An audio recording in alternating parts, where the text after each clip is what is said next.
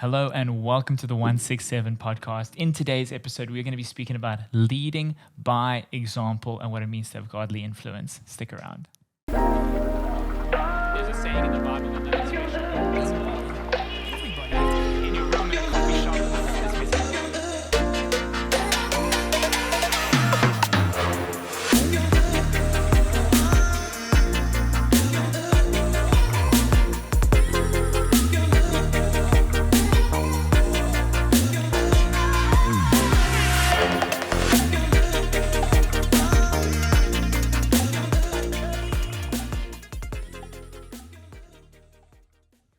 Hello and welcome everybody to another episode of the 167 podcast. It is so good to see you and to be with you today, joining us across the World Wide Web on YouTube or on any of our streaming platforms. My name is Phil, joined by Swen, wearing a phenomenal t-shirt today. Thank you very much. Could it be the best team in all the world? Well, certainly from our perspective.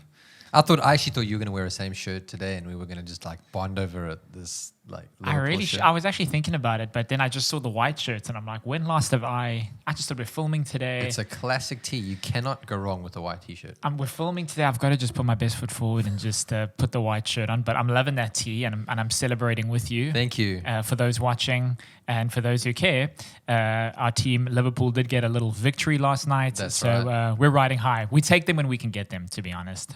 You know that the people listening to this podcast are most likely Liverpool fans because there's like 7 or 8 of them. Totally. And they've just been influenced now to support Liverpool. That's good. We just want to welcome everybody joining us today. Yeah. We've been having so much fun filming and gotten into a really good rhythm with the 167 podcast. If you're new here, just a massive word of welcome to you. We hope that you thoroughly enjoy the conversation, that it's helpful, that it's value adding to you. And what the 167 is, in a nutshell, is that there are 168 hours in a week. And we know that one of those, or we hope that one of those is spent in a house of worship somewhere, maybe in a church, maybe our church. And we'd love for that to be the case. But there are still 167 other hours in the week where there can be value added, growth had, development taking place in your life. So what we like to do is we take some time, about 30 or 40 minutes every week, and just try to have some helpful conversations that are conducive to growth, where we can have a laugh, where we can have fun.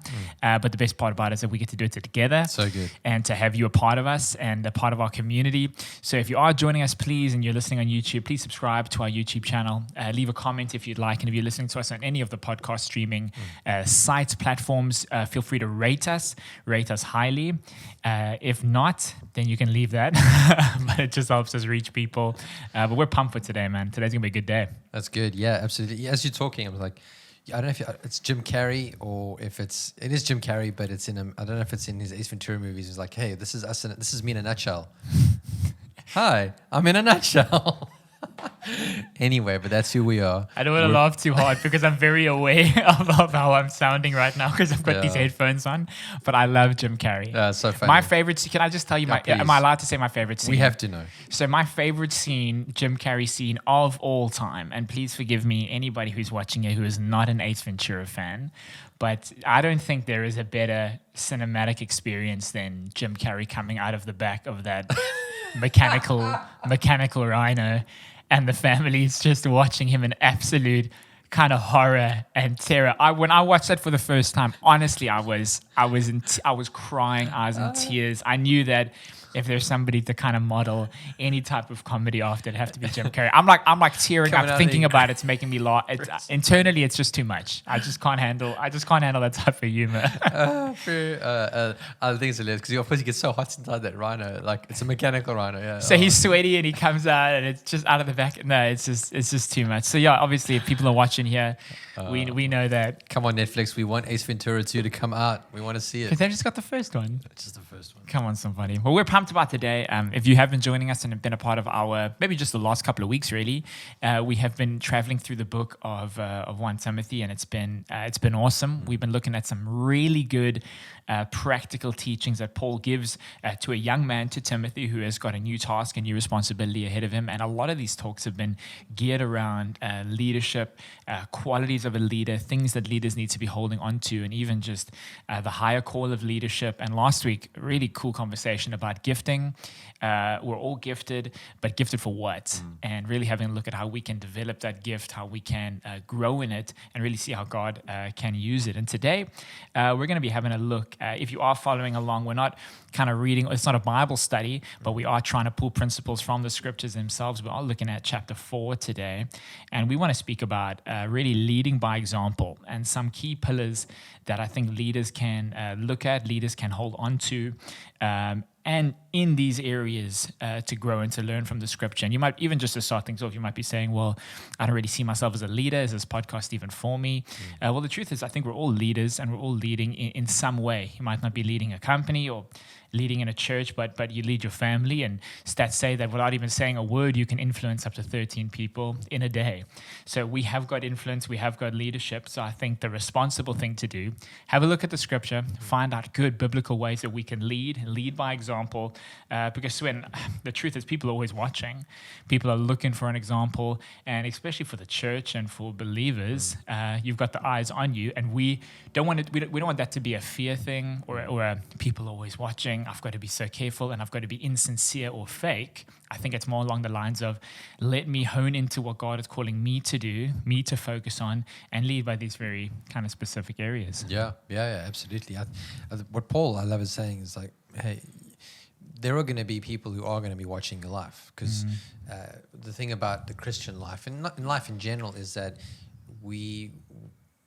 people learn from watching other people. Yeah. Like children learn from their parents.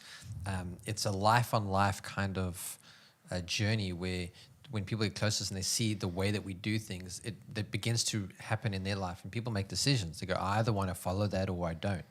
And so Paul's saying, like, you just be the example to the people that you're going to be leading, the people that you're going to be ministering to.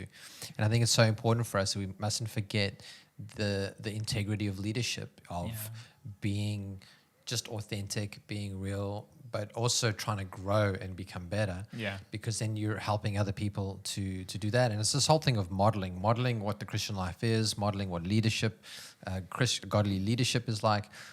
Because if you can say something, but if you're not living that, your words are empty. Yeah. So that's what I think is so powerful, what Paul's saying. And I don't know if you ever watched this advert on TV many years ago, or was it at the movies? I can't remember. But you see these different scenes of an adult doing something and then the child like being 3 steps behind or so and doing exactly the same thing. So you got like parents smoking on an escalator, and then you got this like 7-year-old kid smoking on the escalator. Yeah. And just to show that people are always watching and replicating what you do. And so for me, there was like a big alert, like, okay, I've got to be careful how I live my life so that other people will see what's true about it. And particularly as it comes to me being a dad now. So yeah, I think it's a massive challenge, because the biggest challenge and responsibility is to lead yourself before you lead other people. And I think in leading yourself, you become an example towards others. So that's a starting place. I mean, we've got to have some sort of level of leadership for ourselves, and from that place, leading from a place of strength and internal strength, and understanding that, cool, that's my launch.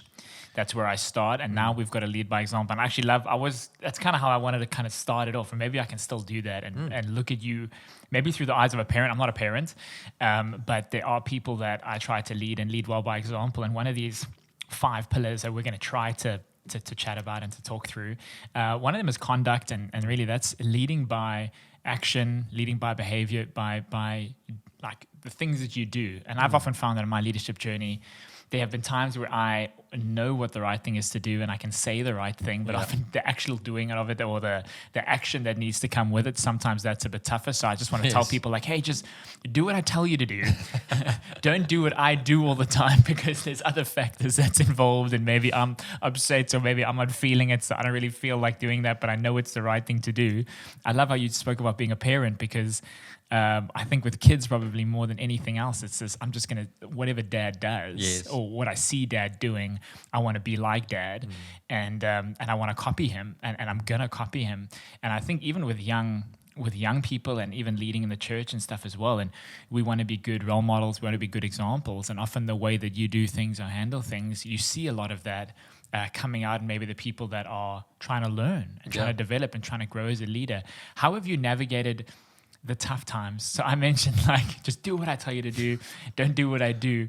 I'm sure there's been moments like that as a parent, but you know at the back of your mind, hey, I've actually got to be, for most of the day, most of the time, I want to be somebody that if my son was like this one day, I'd be super proud of him. Yeah. How have you navigated that? Because it's not easy. There's so many times where it's just, this is not what I feel like doing. I know it's True. the right thing to do, True. but I really don't feel like doing it. True.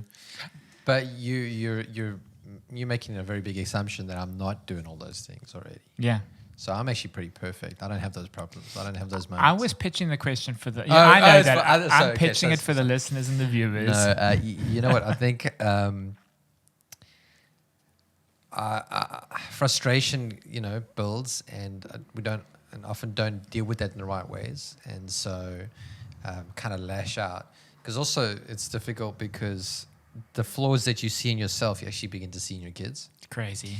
and you're like, I don't like that, because it's actually putting something on you. Yeah. So that causes frustration. My son is an amazing kid. Like I love him so much. He's brilliant. And the moments that I get frustrated with him is more about me than it is about him. But what I've actually just had to do is go, you know what? I come back afterwards and I go, I'm sorry, Dad messed up. I made a mistake. That's not how we do things. So it does help me to go, I've got to make a good decision here for someone that I care about. So that helps.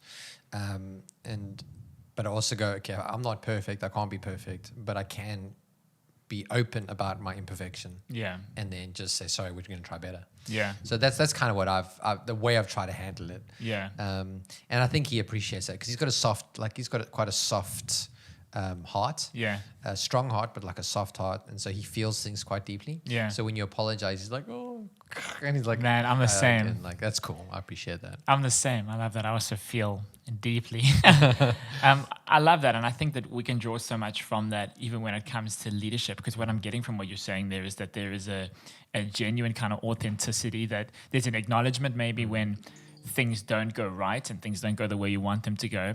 But there's Yeah. also a constant I understand how important it is for me to be an example, for me to be somebody that he needs to look Yes. up to. And can't we as leaders learn so much about that as well when it comes to Yes. conduct and when it comes to behavior? Because I think, we make a big mistake, and I think it's often people that make the mistake first, that believe that, my leader or my pastor, and we put these people on pedestals. Yeah. And it's a mistake because we're all human, we all make mistakes. There'll be seasons of life where we mess up. And how you navigate the next steps of that is often very important and determines how the rest of your race is almost good. run. And if Yeah. we've got an ability to be able to say, well, if I'm going to be honest about it and authentic, I'm going to acknowledge that maybe that wasn't my best moment, but this is my heart. Yeah. This is my motive. I want to be someone that Good. people can look up to. So it's a measure of authenticity. It's a measure of I'm able to acknowledge when I get it right, but there's a constant kind of growth and a constant development of I want to be better. Yeah. I want to be someone that people can look to. And for me, the picture that has stuck with me, and you'll laugh when I mention it now because I've been speaking about it for a very long time, but it's just this picture of salmon. and I speak about salmon all the time, and not for a while because I got tuned a lot for saying it too much, but for me, that when I think about conduct and I think about a leader, I think about salmon, mainly because that a salmon is known for swimming really against the stream. The purpose is it would go up and it would jump, and that makes them easy targets for bears, to be honest, because they're out of the water. Yes. But they would swim against the stream so that they could get back to the place, often where they were actually born, so that they could give birth again. But the process of new life and the process of bringing something new and starting something new for them is a process of going against culture, going Yeah. against current, literal current, Yes. and going against where the vast majority is going. And I think for us to be people who can lead by example and to be people that through our conduct and through our actions, I think we've got to be perfectly okay with being the minority in a Yeah. lot of the decisions and a lot of the ways we choose to live our lives. I think you got to have some sort of agreement when it comes to other leaders and other people Yeah. in church with you and are thinking along the same line. Salmon live in community as well. Salmon do live in community, big community. So there's got to be a level of agreement like, hey, this is what we do. But also to not be, because I think if I think about it in a humanly sense, if I just see like a bunch of fish going the other way, I would start to self-doubt. Yeah, Like, well, totally. what I'm doing is harder because they're just going with the flow. Yeah. I actually have to do it a lot harder. Plus, I don't, or other fish, for example, not salmon, but what I'm trying to do is I'm trying to get somewhere. There's a purpose. I need to be in this place so that there can be more salmon, and it takes hard work. And for me, that's just been something that I've tried to hold on to. Yeah. That as a leader, I'm okay with that. That at some points I can look around and look at other people at a similar age and a similar season of life, and maybe what they've got is easier, or it looks like, geez, they don't have to work as hard for what Yeah. I'm trying to do. But then you remind ourselves, but as a leader and leading by example, especially when it comes to our actions, it's a lot of that. It's a lot of swimming. Have you experienced it as well as a leader in like your last, few years leading? I think as a leader, yes, but I mean, I think that's the way of following Jesus. Yeah. I think even what you say, what I love about what you're saying is that you can change direction you can make a decision today to change direction. You don't have to keep going the way you're going. You Yeah. can turn around. You can change direction. And like when Jesus rocked up on the scene, he was swimming in a sense, continuing in your salmon description. He decided to go against this, not against for against sake. Yeah. He was just showing people a better way to live. Yeah. In fact, the way of real life. And that does flow in a different direction to what the world is flowing in. Yeah. And so people took notice of him. Why is he going that way when everyone else is saying go this way? Yeah. And some people criticized him for it, but eventually, and I think how this ties nicely together, is that people going, wait, I'm seeing something different about him, and actually that's speaking to something that I want deeply in my life. And so I'm going to follow that trajectory. Yeah. And then they see the results themselves, but they saw it first in Jesus. Yeah. And that's what I love about this, and setting an example in conduct and behavior. We go, oh, wait, I thought everything had to go this way. No. There's a healthier, a better way to live. And I want to find that for myself, but then other people can also take note of that and see that and then experience the same kind of life, full life that I'm experiencing. in a Very sense. good. And I think even if you're wanting to look at it as a sense of if people need guidance or they want leadership, I'm not going to go to the guy who is doing all the same messed up stuff that I'm doing, to be honest. I'm like, well, how can you help me? Totally. We're caught up in the same stuff. So as leaders, it's almost like a sense of we want to be with people. We want to not segregate or separate ourselves from people, but it's holding yourself to a different standard, and it's holding yourself to a level of living that might be slightly different to what everybody else is living. Good. Because when push comes to shove, it's like, well, he seems to be getting it right. Yeah. Or he seems to, in a sense, or Yeah. he seems to be not messing up the same way that I'm messing up. He might be a good person to speak to or to get advice from. Because, and we spoke about it previously, it's like if we want to lead, we can't just lead in the church, we've got to lead in our communities. And we've got to be people that have good reputation, Totally. that are people that are approachable, trustworthy. They don't necessarily have to be Christians who think that, but that's just your general reputation. So that when time comes, whether the person is a believer or not, you can be someone that Good. can speak to and speak Good. life into them and for Good. them. I like that. I've got a question for you, but first I wanted to say, and I can't believe it's just like evaporated from my brain. What you were going to say? What I was gonna mention. It'll come back. Hey, you reckon? Yeah, it'll come back at some point Oh, here it is. Thank you. in faith. I think that's what you're saying. For me, is the importance and the power of being connected and rooted in a local church, Good, yeah. because we can see other people from a distance and go, wow, they're amazing, they're Yeah. fantastic, they're phenomenal, but we don't see how they do life. Yeah. And so when you're in a church, the people might be as good in their gifting or preaching or in their leadership or whatever, but you get, or not, but you see their life and you go, wow, that's actually a person I want to model my life after. Yeah. And you get close enough to see them for their grace and their scars. Their realness. Right? You see their wins and their losses. But when we see these people from a distance, we generally only see their wins. We only see, and there's nothing wrong with that. So that's the difference between having a father and having a teacher. Yeah. As Paul says, you've got many teachers, but few fathers. And I think that the thing about a father is that in the beginning, you go, wow, this guy's amazing. I want to be just like him. And then you grow up and go, wow, this guy's got faults. Yeah. And then you want to, but the realization is to go, I want to link my life up with someone that I can get close enough to see. Yeah. And those are people who we want to build into the life of our church anyway.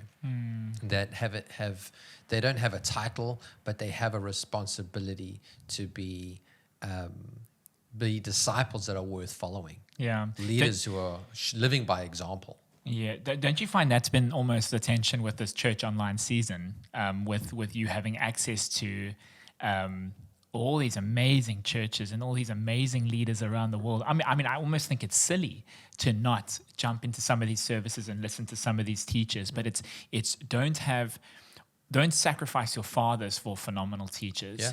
Don't put aside the people that you can actually do life with, observe, learn from. Like, Totally. Eat the food together type Yeah. thing. Have the meals together for a phenomenal teacher. And I think 100%. for some people, it's been caught up in this. Well, I'm just going to tune into that service in the States, which is probably an amazing service with an amazing teacher, or that service in Canada, and then you forget about.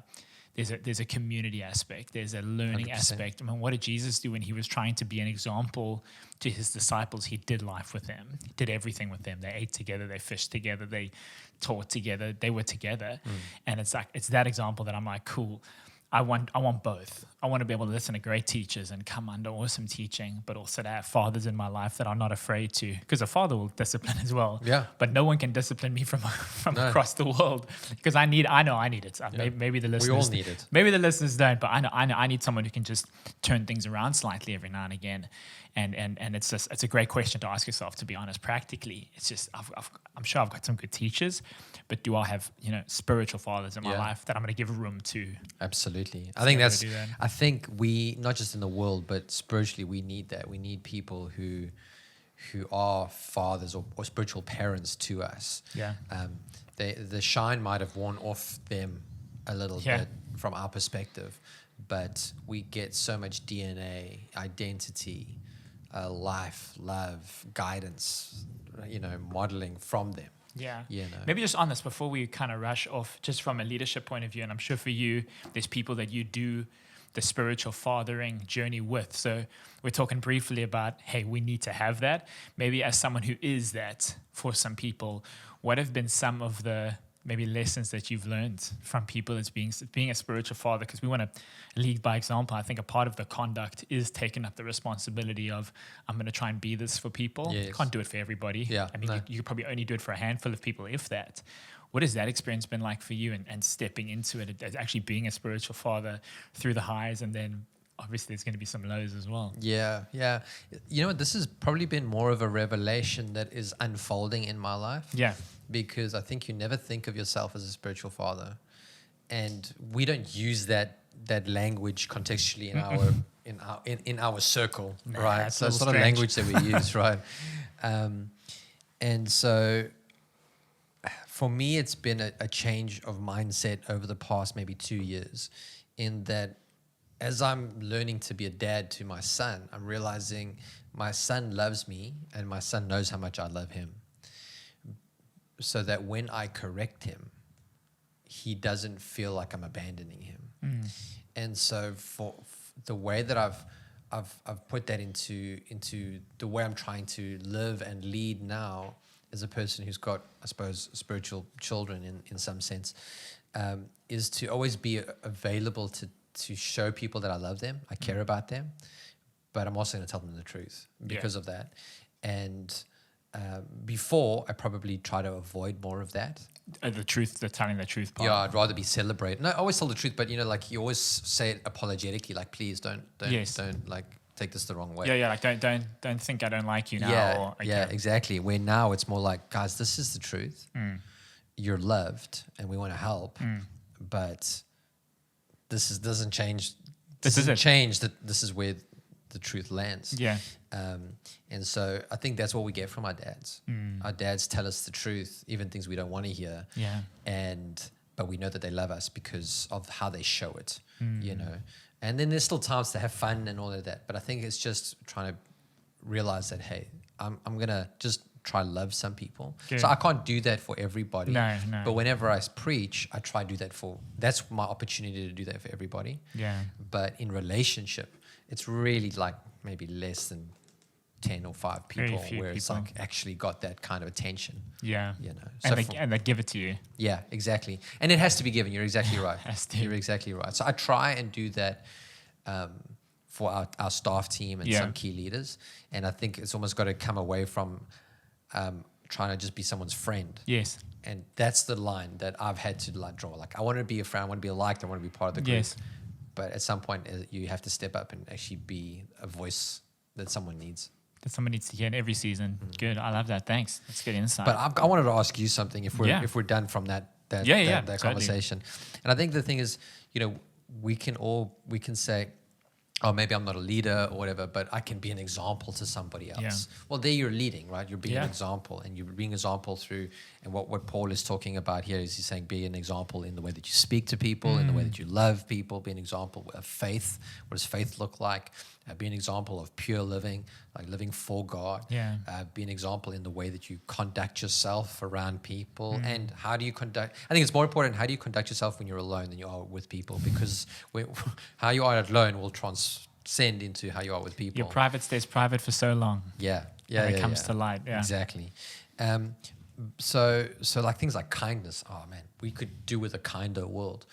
But from your perspective, I wanted to just check what are some of the things, tying it back to the salmon story, is what are things culturally today that you find we need to actually be a better example in?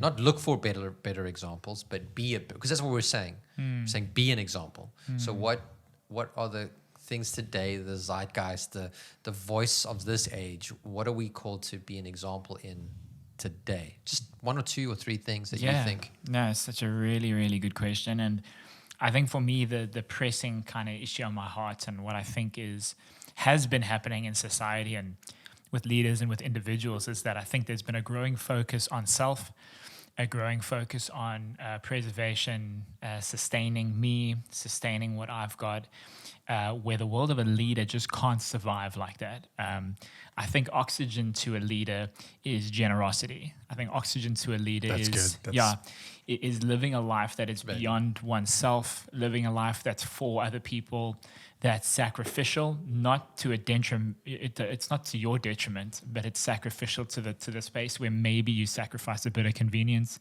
maybe you sacrifice a bit of comfort. So when it comes to salmon, and I think that whole swimming against the tide, against the stream, I think it's swimming against the tide of comfortability, against the tide of convenience. And I think it's pursuing a life that's made bigger through generosity, made bigger through pursuing people. How can we assist people? How can we help people? How can we be there to help people with what they're doing, with what they're focusing on? And I find that when I take more attention and put it onto somebody else's story or somebody else's growth, I find God takes more ownership of mine and my story and my ownership. So if I was gonna say that would be a big one for me, is in generosity.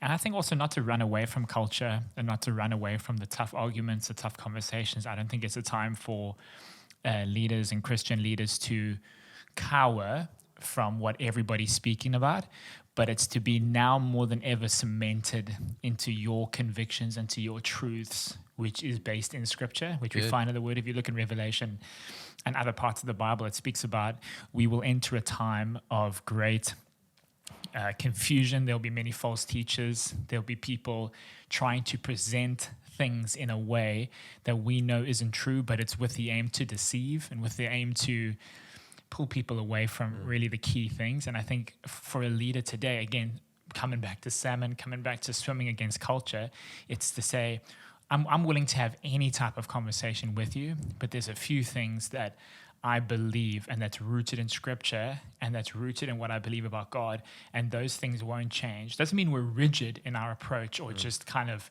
you can chat to someone where they've got their thing and they're not going to listen to you type of thing. I'm not saying like that because that's not a very cool conversation, but I'm saying there's things as a leader that you are like, these are some things that I fully believe, that I fully get behind. And based on that, I can have any conversation with you and I can 100%. Talk to you about Jesus. So I will put it down to those two. I'd put it down to being generous in lifestyle, in thought, and with people, with resource. And then also coming down to, we're not going to run away from culture, but we're not going to let culture. Every day there's a new trend. Yeah. I'm not going to let the trends of the day shift the way how I lead or what I build my life on. I build my life on the rock that doesn't change. And from that, I can address, approach, and even begin to influence culture based on that truth. Not the truth I think it's good. society. I think what you say is brilliant because I actually think what you're talking about is ultimately more attractive to people. Yeah. I think people go, well, like, nobody wants to do that because you're right. Like people, it's easier to be self-centered to worry about me. Big time. But people want to follow someone or see generous, self-sacrificing leadership in, and so it's being that example actually inspires others to rise to it. Yeah. So I think it's absolutely. I like that. For you, That's good. is there anything that comes to your mind? Because I think it's such a brilliant question because we want to give people practicals. Yeah. In this episode, if you're That's like, true. well, what's one thing today that is that thing, is that kernel, is that truth for yourself?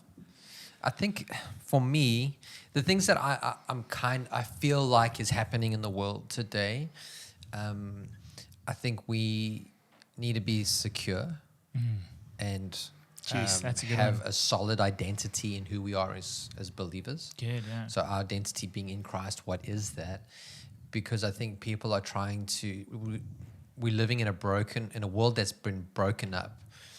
When I was going to school, it was almost it wasn't as popular. Divorce wasn't as popular. Today, you're asking school, probably most or a lot of the kids. It would be more than half. I mean, it felt like it was about half, just over half when I was in high school. I think that numbers, I think it'd be more now. Yeah, and that has knock-on effects. Not criticizing or condemning anybody that's No. gone through divorce, just saying that we're living in a generation that it's not stable. And so I think people try to find their identity in so many things to give them meaning, to give them satisfaction, to give them a place of stability. And when they realize, no, I don't know that you could deal with insecurity, then you've got to find favor and pleasure and things in other places, and it just creates more brokenness. Yeah. So a secure person being confident in who they are in Jesus. Great, yeah. So I think that's an area that I myself also trying to grow in. I think another area in life right now is we live in uncharted territory in a sense that we're living faster than we've ever lived before. People are listening to this podcast on the way to work, 4 other things, running as on well. a treadmill, next to, while they're working or while they're gardening, whatever. Yeah. Before, you would have had to come to a place to listen to this conversation. Yeah. And it was, dedicated time.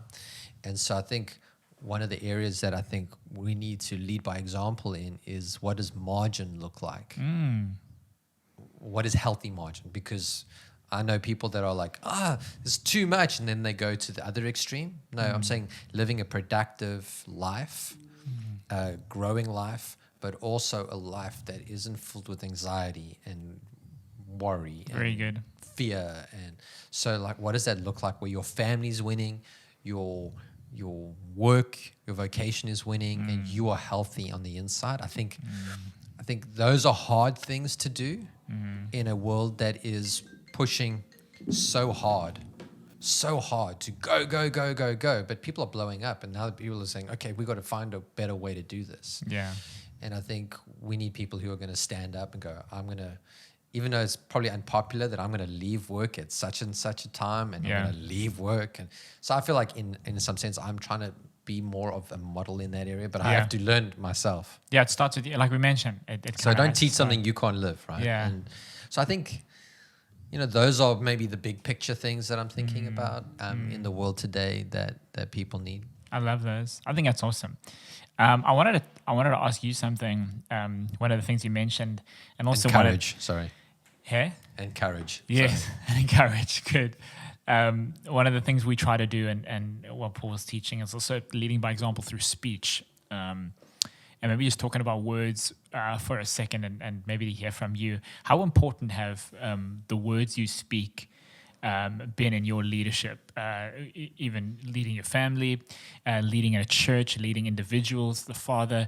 How important have you found that the role of words, how you speak, what you speak, the time in which you speak the words have played in building relationships, in helping leading people, and in helping influence people to maybe more than what they've got right now? Because sorry, just to preface it, it's just because sometimes we can be slow to trust, and words can often be like, cool, that's what you say. Yes. Let's see it. Let's see it happen. Yes. But we know that words, especially when something has not yet happened, words can often be the thing that gets people starting to believe, starting to see the picture. For you, what has your experience been, or maybe the learning curve of the words, how you speak them, when you speak them, been for you, especially in the context of trying to lead? That's good. I respond to that question because I saw a tweet this morning. Yes, Good. I'm still on Twitter. Leaders are on Twitter apparently. But anyway.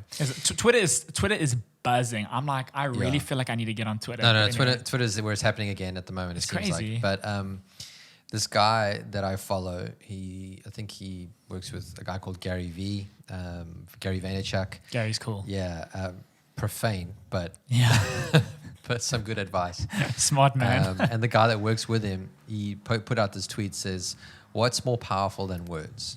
And there's a whole bunch of different responses, right? And I think it's provocative because we're like, oh no, action speaks louder than words, right? Actions might speak louder than words, but I think words are the most powerful thing that we have. Yeah. Because the Bible teaches that out of our mouth, our heart speaks. So what comes out of our mouth is an overflow of what's happening inside of us.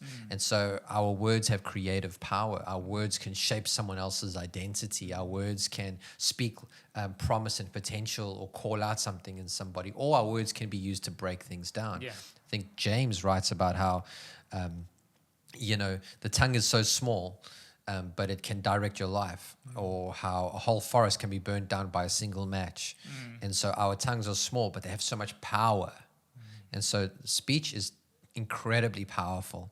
But I think where we got to come to is that our actions line up to what we say. Yeah. That we're not giving empty promises. And I think that's the world Yeah. we're living in. We live in a world of empty promises. I'm going to do this and I'm going to do that. No. Why don't you do it and then say it? Yeah. And why don't you speak something out and let that hold you accountable to an action? Yeah. That's You know, good. So yeah. that's where integrity comes into play, right? And I think that's what we need to do more and more and more. But words are powerful to paint a picture of the future, Yeah. vision. Words are used prophetically to encourage and lift up and to speak hope into somebody. I must say, I think that's something that I've learned from you in a big way, is that even when I joined in our church was new. There was obstacles that our church had to face being portable. There was so much that I would almost say made things slightly harder. But I think what you taught me was how important it is to paint a picture of a preferable future and paint a picture of what we believe God and where we believe God is taking us, and how actually powerful that was. Because if we look at a lot of the key people that are in our church today, a lot of them are the same people that have been there from the beginning. It's not to say that there have been people, of course there's been people that have come and gone, but I think that, and if we look at our future today and where we are today, it's really by the grace of God. Totally. But I also think the power of directing people to, I know this might be what today looks like, but this is what we know tomorrow could look like by the grace of God, if we stay we stay close to his heart, if we stay obedient to his voice. And I think as a leader, if we develop that ability, it's like, okay, cool, I know what today looks like. I know that this isn't the job you want. I know this isn't where we want to live or whatever the deal is. But if we just stay close to the heart of God, if we just keep doing the things that we feel God is calling us to do, this is where we could be. And to put it in a picture that's attractive, to paint a picture that is that people can feel compelled to, that almost people can feel kind of called to change their lives for. And somebody that I'm inspired by, who must be brilliant at this, is Stephen Furtick, when they started Elevation Church, and that whole story of, I think he was just painting a picture of a church that could impact the world. And it was, I actually don't want to give the number, but I think it was a bunch of families that ended up quitting their jobs, and was it 5 families quitting their job and moving to a different state and starting a church. That really from day one just kind of had the favor of God on it, and today it's a church that impacts worldwide, globally, but it came down to a leader who was probably passionate and could paint a clear picture. And I think for us, leading by example, I don't think that's the only thing, but I think that it's a great, for me, it's one that always stands out, that as a leader, especially living in South Africa, I think it'd be brilliant to have an ability to say this might be our today. But geez, if we can stay close to the grace of God and we can work hard and move with him and through him, this is what tomorrow could look like. And that's something you taught me, by the way. That's good. I felt like you did that so well in the early glad. stages of our church and kept people passionate, kept people driven, even when things were tough. That's good. I'm so grateful that is something that has stood out. Yeah. Because I think whatever we leave to itself gets worse. Yeah. You know, it's that entropy, like whatever thing you live, it just descends. Yeah. And you don't have to work hard to think negative thoughts. They kind of just, they're there. Yeah. So it needs a creative power to speak life, or to think positive thoughts, to think better about It's the hard. future. And that's how we do it with our mouth. Yeah. Our mouth is the way that we program Yeah. our positive thinking, positive thoughts. Yeah. Because scripture teaches that life and death come from the power of the tongue. And so it's easy to agree with death. Oh, they're never going to make it. Oh, they're always going to get It's it easy to wrong. moan. Moan. It's easy. I mean, I get caught there. It's so easy. It's so hard to just be like life-giving. Absolutely. And to paint that picture. Absolutely. And as it relates to our conversation today, this is one of the biggest challenges that I face currently, is that I can speak life into you. I can speak life into other people. I can speak about a vision, but my own failures, can I speak life into myself? Sure. And for me, Yeah. I want to be more of the person now that speaks life into who I am, Into me. Yeah. so that the overflow of that touches other people. Good. And I think that's where we've got to come to this point of, I'm not just going to be the guy saying, oh, you're going to be great, but like struggling internally, like Yeah. I'm failing and falling. I'm like, Do you think you can see that on a leader? Do you think like if there's a lead, because I think it's a fine line between maybe an arrogance or a godly confidence. Are you talking about someone who is comfortable in their skin, who's secure, and who believes those things? Because I agree with you. It's so easy, man. It is so easy to just, God's got this for you. God's got this for you. When it comes to you and even your own family, let's put it that way, it becomes a different ball game. Do you think you see that on a leader if a guy's getting that right? I think you do see that in there's a greater level of confidence on the inside of Yeah. them, and there's longevity. Yeah, longevity is good. I think that's the thing, because you can say you're going to make it, but internally you don't believe you're going to make it. You're not going to get to the. You're not going to get into the You won't be promises. there. You're not going to step into that, and so I think you can see it. Maybe it takes a long time, and maybe you only see it when things are going really bad. You know, how people carry themselves, because you can fake it for a season, but after a while you actually have to switch on the button of faith in your life and go, no, God's going to get us through this. Yeah. And I have a belief about that. So Yeah. I think you do see it, and I think it rubs off. That's why I think as we work on ourselves, it rubs off onto other people and becomes an example. Sometimes the best thing you can do for the people you lead is to get better Yeah, yourself. that's it. Bottom line. That's so good. And I think even just, as we begin to close, and I love this conversation about leading by example, and I feel just encouraged to remind people that leadership, Maxwell teaches us, leadership is influence, and we all have an ability. We all have people that we're influencing in our lives. It's how we're doing that. What type of presence are you? Someone who through your speech, through your conduct, through love, faith, even purity. Some of these are amazing. We haven't managed to touch on, but there are brilliant ways that we can get close to the heart of God, get close to what His Scripture is teaching us, and be people that influence Good. the those closest to us, those who are trying to lead, and potentially the people that we're going to meet in the future. That's This good. has been awesome. I've enjoyed this. Yeah, I've loved it. I wanted to just end off by telling everybody, you're a model, right? You're good looking. You're a model, Yeah, there you go. right? Let's model purity, conduct, speech, faith, love, and your love for God, love for people. Those are things that will never fade away. Yeah. So you're already modeling it in one way or the other. I think let's choose today to do the best we can To get better. to get better. That's it. Amazing. Thank you so much, Sven. This has been so good, and we've loved today, and we hope this has been helpful to you and encouraging to those watching and listening. Again, thank you so much for joining us. Again, this is why we do it. We do it for you guys. So if this has been material that's helpful to you, let us know. Keep watching, keep sharing. If there's people in your life that you think could be benefiting from these leadership conversations, share the podcast with them. Copy the link of YouTube. You can post it on your socials or share it across WhatsApp. But feel free to rate and subscribe to us. But until next time, thank you so much, guys. It's been an honor. Cheers.